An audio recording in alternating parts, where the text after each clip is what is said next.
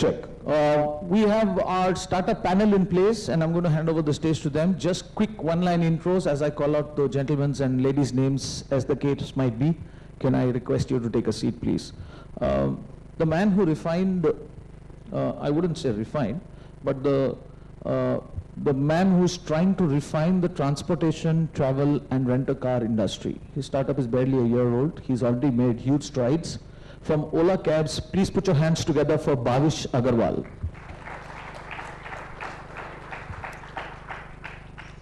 Now, e-commerce is a much hype space. There's lots of competition. There's lots of scaled competition. There's lots of scaled competition doing good execution, right?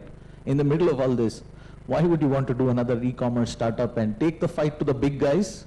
But that's exactly what our next entrepreneur is doing. Hats off to him. Please put your hands together for Kartik Jain from Infibeam.com.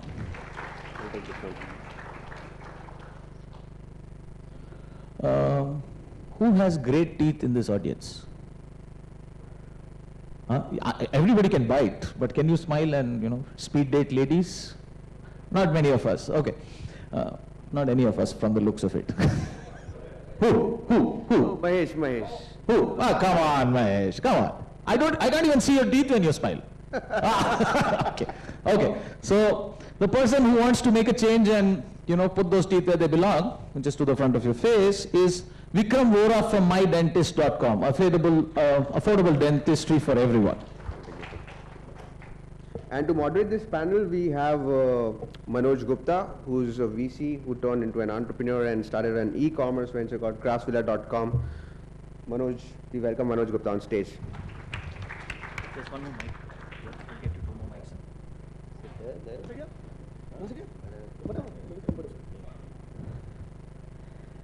Well, looks like a very interesting gathering here. Just to give a brief background of the panel we have, and myself, as you know, my name is Manoj Gupta. I'm founder and CEO of craftsvilla.com, which is the largest marketplace for unique Indian products.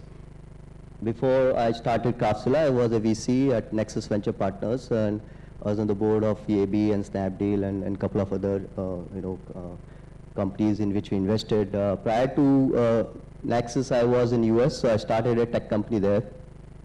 So if you look at my background, I have experience in building team in US and in India also, and I've seen the other side of the stories. A lot of stories which came to me from entrepreneurs on like how to build a team, challenges they're facing. Some of the teams, companies in which we invested, we learned a lot, that it's very challenging to build a team. So one thing I can tell you is that team building is the only challenge and the most important challenge that you will face when you're starting a company. It's actually the challenge starts as soon as you start thinking of an idea that, where is my team? And the challenge is forever, 24 hours, 365 days, till you exit, and even after when you exit, the challenge is there. So team building is the most important challenge, and that is what this panel is all about. This panel is to discuss, what are the challenges different entrepreneurs have faced, in building their company, in building their team, right from the start to what they're doing right now, and if they've seen exits even after that. And we have three handsome gentlemen here. I wish there were some women also, but I still like them. Bhavish, Kartik, and Vikram, yeah. So we have three panelists here. All have different companies, different types of challenges, different composition of team. So it would be good to hear from them, what the challenges faced, and we'll make it more interactive. We'll ask questions from you guys and throw whatever questions you have. So what we'll start with is I'll give the mic to all these three gentlemen, and they will give a brief introduction of what they're doing, and then we'll straight dive into different aspects of team building and take it from there. So start from you. Yeah. My name is Vikram Vora.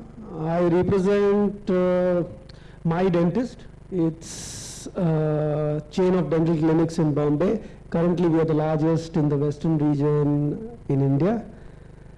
when it comes to team building,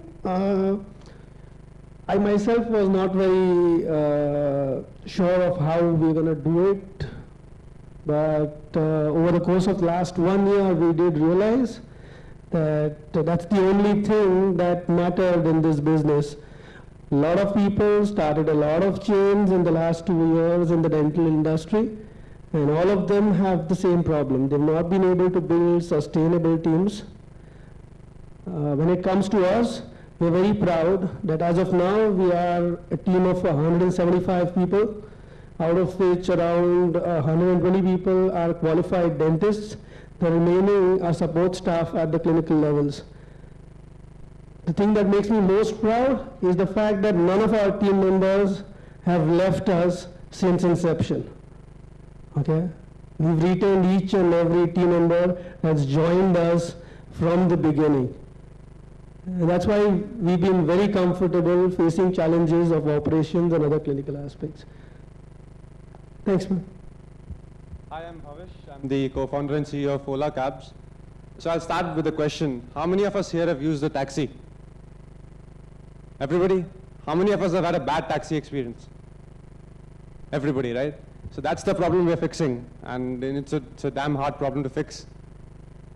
You want to join us? So, and for, specific to team building, one thing I really believe in is the team is much more than just your employees, especially in a business like ours where we're a marketplace of operators, and we're aggregating a really fragmented segment. So we have to constantly make sure all our partners are on the same page with us. They understand what kind of experience we want to provide to customers. Our drivers understand what services to be delivered, and that's a really big challenge because we're not paying them, but we expect a certain kind of service from them. So I'll love to answer any questions later. Hello. Yeah. I am Kartik, Jain. Just a brief background. I come from IIT Bombay, so I'm an IIT Bombay alumni. Passed out in 2004.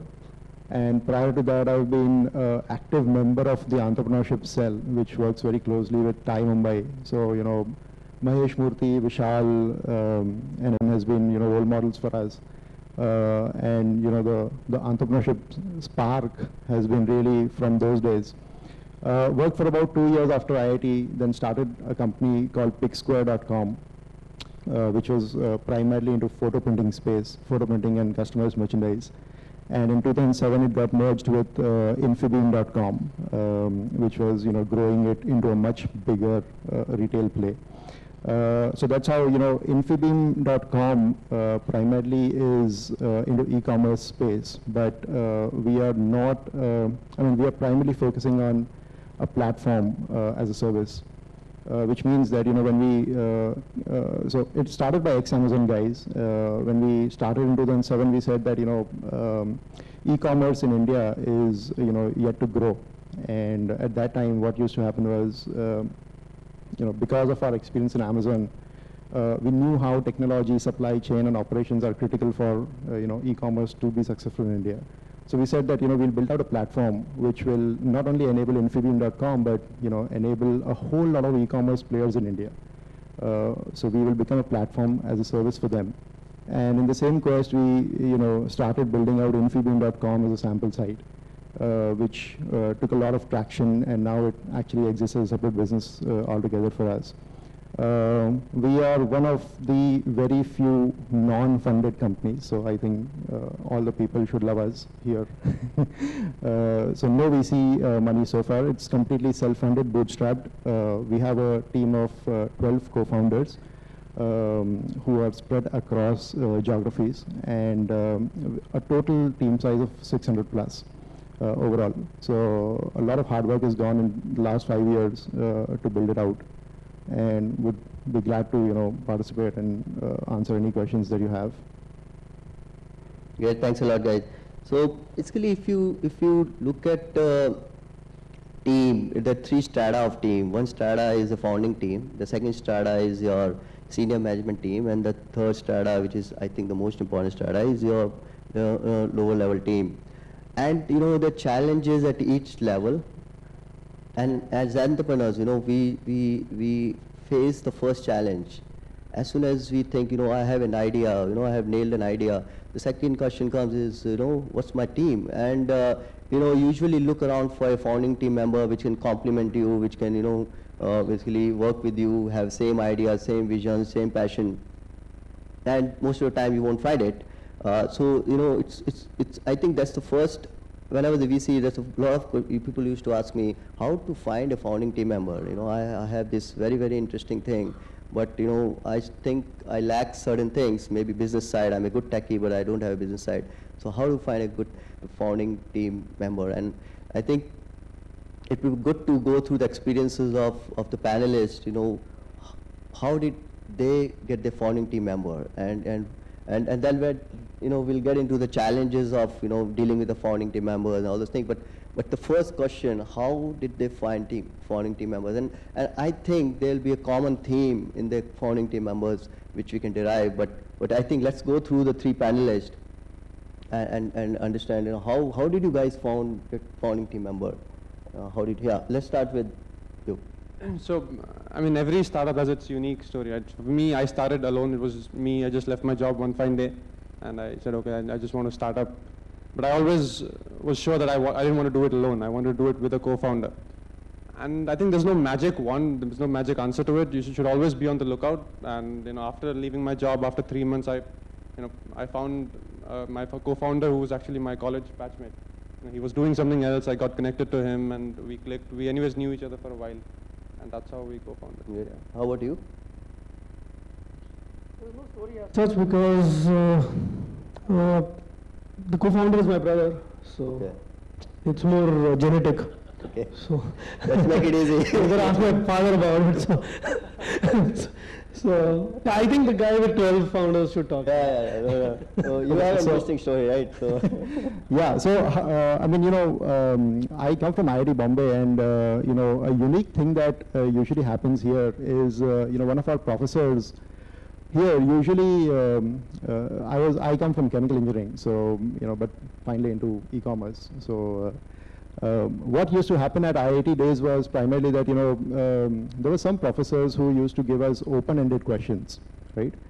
And I mean, there are no right or wrong answers to those.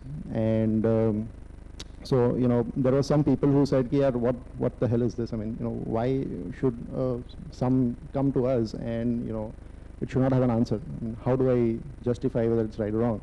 And there are some people who really took this as an interesting problem, saying, "Yeah, what could be a possible solution to this?" So in those days we figured out. I mean, from those days, typically.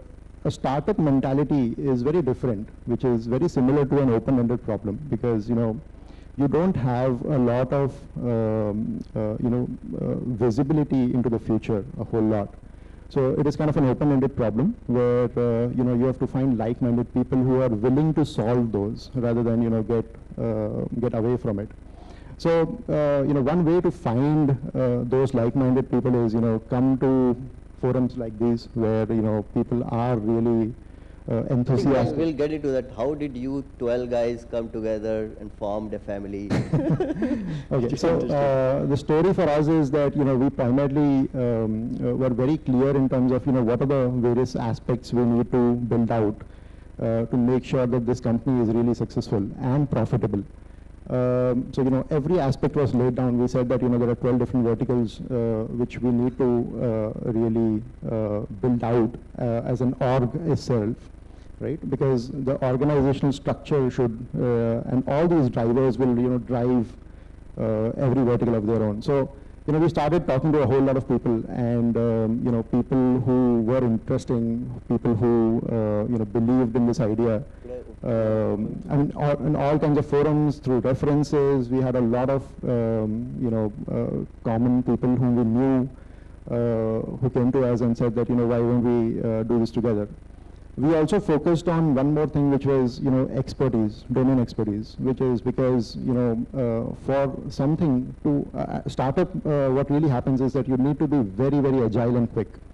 So you need a person who can take it's like a sprint. So you have to take that thing and then run very quickly with it.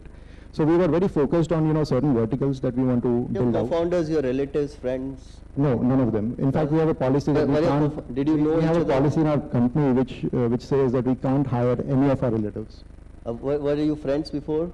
We were friends before, but a lot of reference has helped us in terms of getting it. The references have come from networking events like these. References have come directly because we were.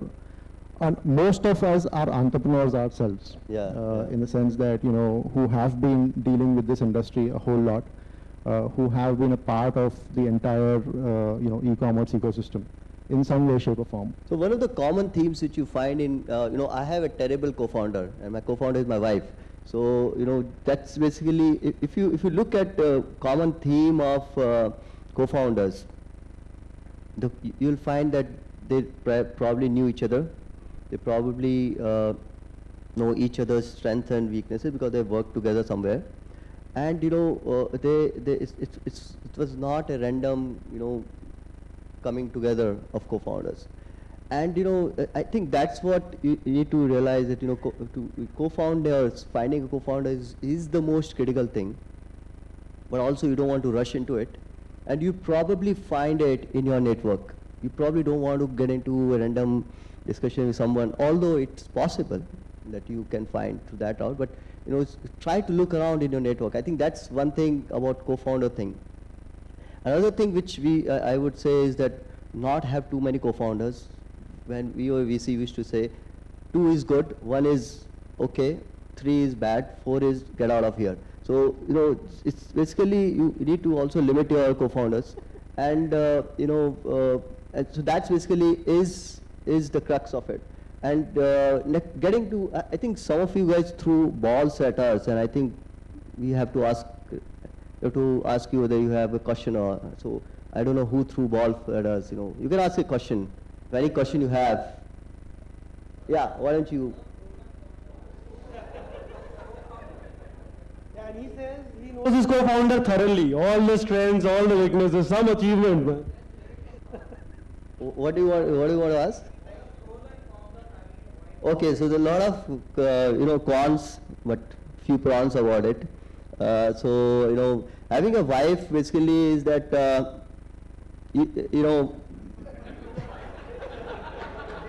it's just if Recorded, boss. definitely so I have to be really careful, but having a wife as a co-founder is in some ways good, because you guys can work late also. So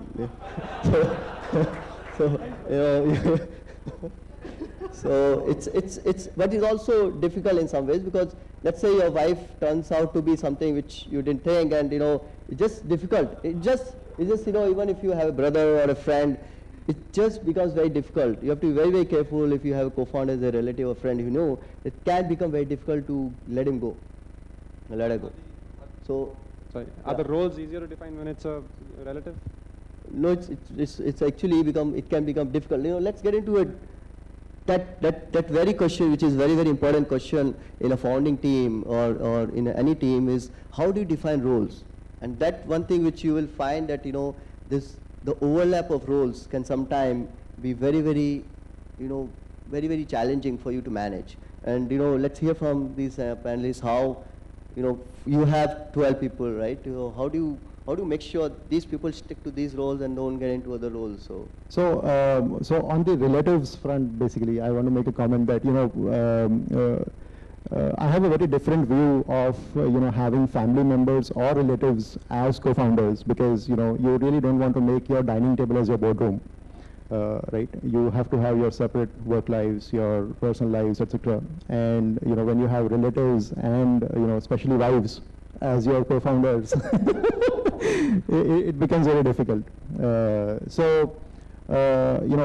What essentially we do is that what we really did was that we identified what are the areas we need strengths in, really. What are the strengths that we have today in-house, and what are the strengths we really want to build out, and which is not existing in our team today, right? Which can add a whole lot of value and build out that entire vertical on its own. because he will have to, I mean, the co-founder will have to really build his own team out, right? He will have to manage a whole lot of people under him. He will have to drive the product planning, the strategies, the marketing aspects, etc., for all the things that he is really focusing on. So in our situation, you know, since we have 12 people, you know, everyone is really focused on, you know, certain key elements. We have segregated the responsibilities amongst each other, very, very well defined, so that, you know, everyone has a very key focus area, so that they can just focus on the things that they are, you know, working on. I think that's a very important point, that you define the key, make sure that you define the roles very, very clearly, and if there's a conflict, you jump into it and make sure that conflict is resolved there and then. I think that's a very, very important aspect. Correct. Of, but you know, I mean, having said that, you know, we guys fight a whole lot. I mean, the debates when we really get together, I mean, we have a quarterly review meeting where, you know, every one of us is there, and we fight like cats and dogs, really, on every aspect. I mean, be it sales and marketing, be it product, be it technology, be it operations, be it logistics, be it, you know, everything. Definitely, I think that's part of founding. Yeah, I mean, and we thrash it out. I mean, ultimately the objective is that, you know, the company has to grow. Yeah, and everyone is aligned to that view. And at the end of it, we really reach a consensus that, you know, these are the right things to do and these are not. And that's how we move ahead. Why don't you, yeah, why don't you? In the co-founding team, right, your ego should be out of the door. That's how you will be able to resolve issues and disputes, right? You in front of your co-founder, you should be able to stand naked and just look at each other. Your ego should not be part of that relationship. No, definitely, I think, yeah, there's a question there.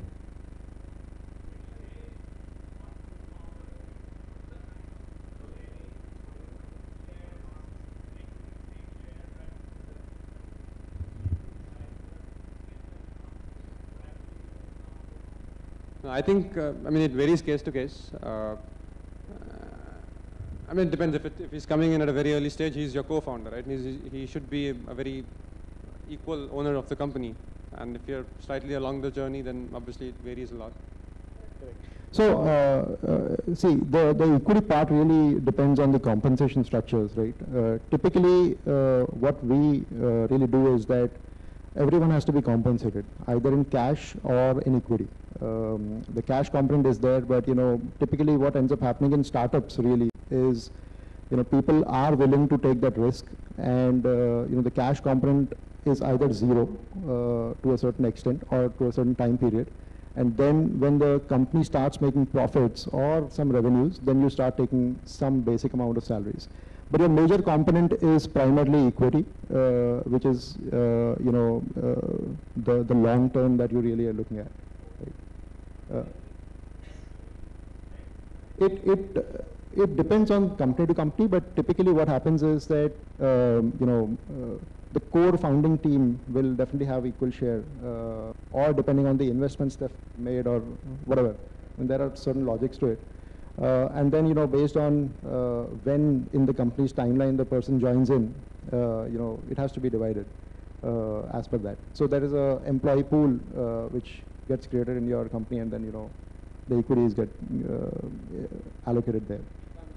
If you're calling him a co-founder, you should give him roughly the same amount of equity as you have. That's the only way he's a co-founder.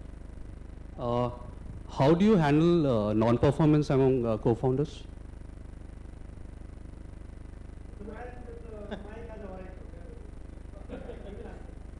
No, non-performance among the co-founders. That's a very tricky issue, or it's a sensitive issue.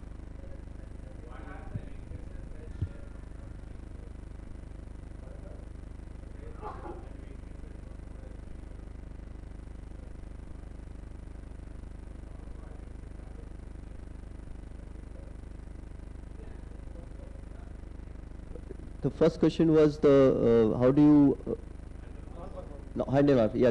So if you look at the founding team member, right? Founding team member is you get together because you have same passion, same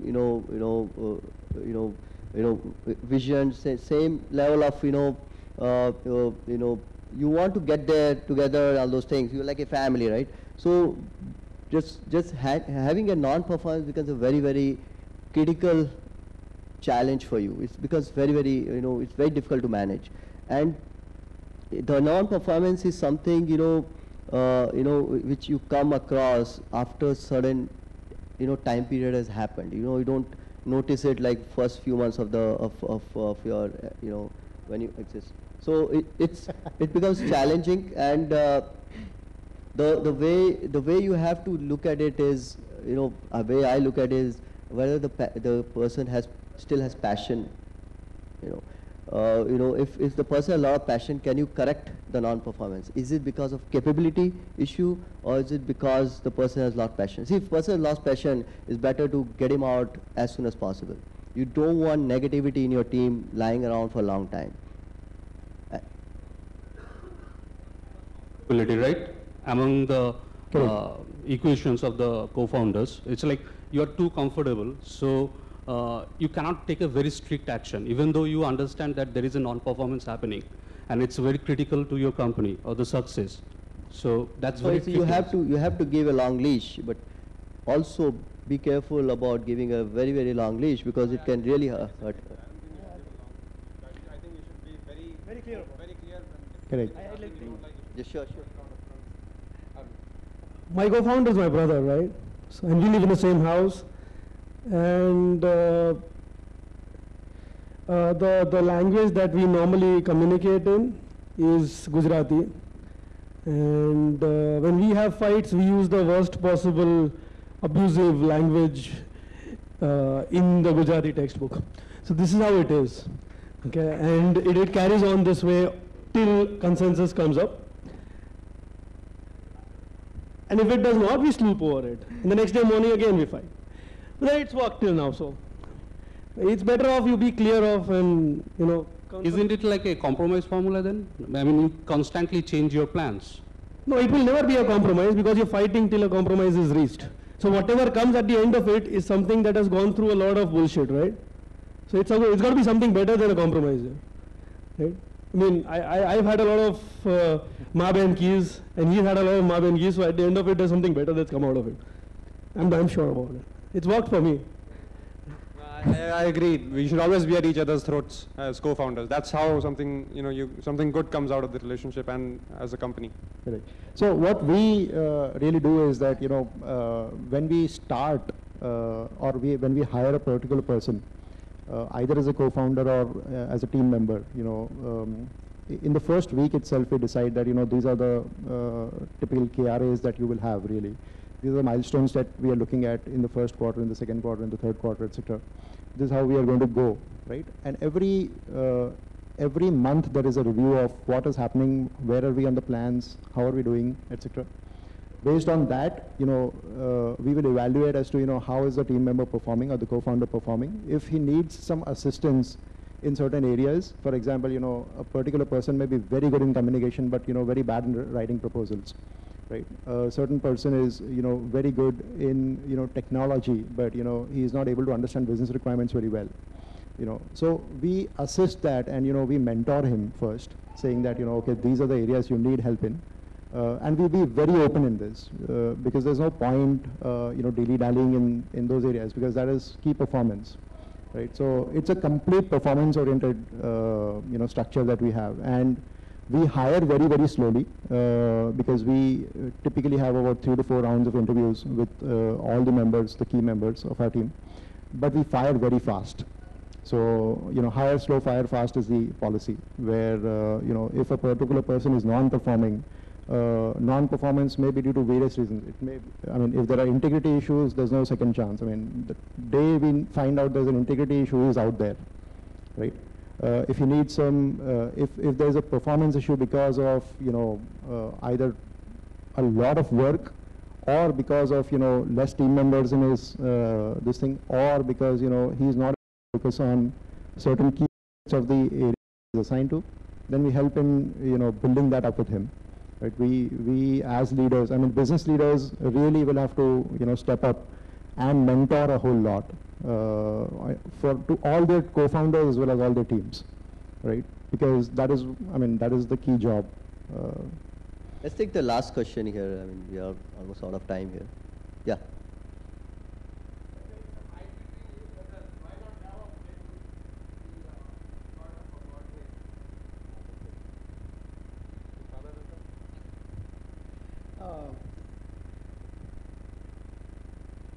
I don't know whether that works, but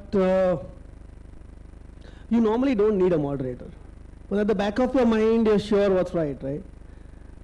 When you give it time, in 3 days' time, either you agree to the opposite person's point of view, or the opposite person agrees to your point of view. And that's why you're brothers, right? You share the same gene pool. And even when he says in terms of co-founders, I mean, he's come in, he's practically got married to you, right? I mean, he's left his job. So he trusts you, and you've got him on board, so you trust him. Somewhere a consensus reaches. I mean, it's not something that a person would be worried about. I think it would have been the same. It would have been the same. And a person running a company with 12 co-founders still coming to a consensus, amazing, man. I mean, it's No, we do fight a whole lot. I okay, mean, fighting is okay. but ultimately we have to reach a consensus. Fighting is okay. So Not physically basically, okay, so. yeah, the policy is basically that, you know, you put all your points together, you know, you debate it. I mean, you kind of rip apart the other person, right? In all the ideas that he is actually giving out, right? Because you don't agree to it. But at the end of the day, I mean, you know, you have to run a business. And you have to come to a consensus saying that, okay, these are the points, these are the good points, these are the bad points about this idea, but these are the good points that we are going to, you know, engage in. These are the bad points, how do we mitigate these? And that's how we actually go ahead. So, I mean, ultimately that's the team spirit, and, you know. Great, you know, this topic actually can go for like endless debate. You know, I have been so many part of all these debates. You know, it's actually a very interesting debate always. That's the most, you know, painful part of building a company, but it's also the most important. And you know, with that, I think let's wrap up this, and hope that most of you entrepreneurs, you know, get a good co-founder, and you can sleep well and build a billion-dollar company here in India. Okay, thank you. Thanks a lot.